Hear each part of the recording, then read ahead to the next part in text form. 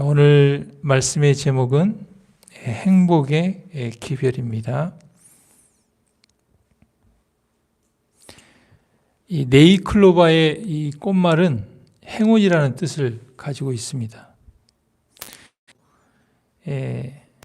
세이클로바를 무수히 받고 지나친다고 합니다. 다시 말하면 행운을 얻기 위해서 행복을 지나쳐 버린다는 것이죠. 우리 가까이에 있는 행복을 소중히 여길 때 이 행운을 붙잡을 수 있는 기회도 얻게 되는 것입니다. 시편 51편 5절에 다윗이 그렇게 고백을 했습니다. 내가 죄악 중에 출생하였으며 모친이 죄 중에 나를 잉태하였나이다 그랬습니다. 다윗이 우리아의 아내 밧세바를 간음하고 난 뒤에 그는 단지 간음죄라든지 우리아를 죽인 어떤 살인죄를 회개한 것으로 그치지 아니하고 근본적인 죄의 문제,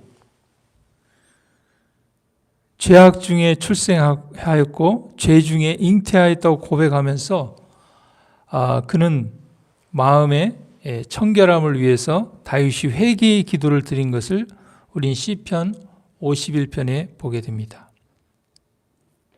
다시 말하면 진정한 행복은 우리가 죄로부터 자유케 되어 구원을 받는 것을 이야기합니다. 성경에서는 의인은 하나도 없다고 말씀했습니다. 그리고 인간은 죄의 본성을 지니고 태어난다고 선언을 했습니다. 다시 말하면 죄는 하나님의 율법을 어기는 것입니다. 죄의 뜻은 하나님의 율법에서부터 벗어나는 것. 다시 말하면 쉽게 얘기하면 기차가 레일에서 벗어나서 탈선하는 것을 이야기합니다.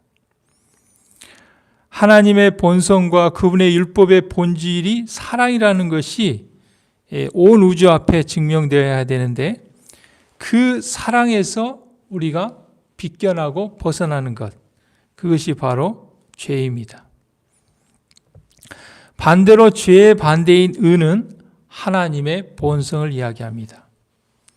의는 거룩한 것이고 하나님과 같이 되는 것입니다.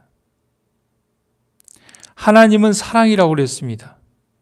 다시 말하면 우리가 하나님과 같이 된다는 것은 하나님이 사랑하는 것처럼 사랑하는 것을 이야기합니다. 의는 하나님의 율법과 일치하는 것입니다. 시편 119편 172편에 주의 모든 계명이 의롭다고 그랬습니다. 사랑은 율법의 완성이라고 그랬습니다.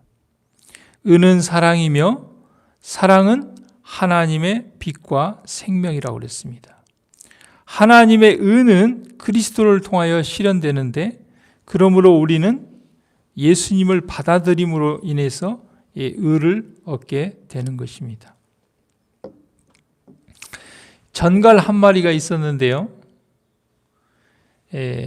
전갈은 독을 지닌 아주 무서운 존재인데 그는 척박한 사막이 아니라 평범한 그런 동물들과 어울리며 살고 싶었습니다. 그래서 어느 날 짐을 싸서 개구리들이 살고 있는 습지로 내려왔습니다. 습지에 사는 동물들은 전갈이 자신들을 공격하러 온 줄 알고 겁을 먹었습니다. 그러나 그는 정말 자신의 공격 본성을 죽이고 개구리처럼 온유하게 살려고 노력을 했습니다. 그러자 개구리들도 조금씩 그를 믿고 받아들였습니다. 그러던 중 어느 날 개구리들이 소풍을 가게 됐는데 소풍을 가던 중에 개울을 건너야 될 때가 왔습니다. 다른 개구리들은 노래를 부르며 개울을 건넜는데 전갈은 수영을 할 수가 없었습니다. 전갈은 머뭇거리다가 마지막 남은 개구리에게 내가 나를 등에 태우고 이 개울을 좀 건너줄래? 하고 부탁을 했습니다.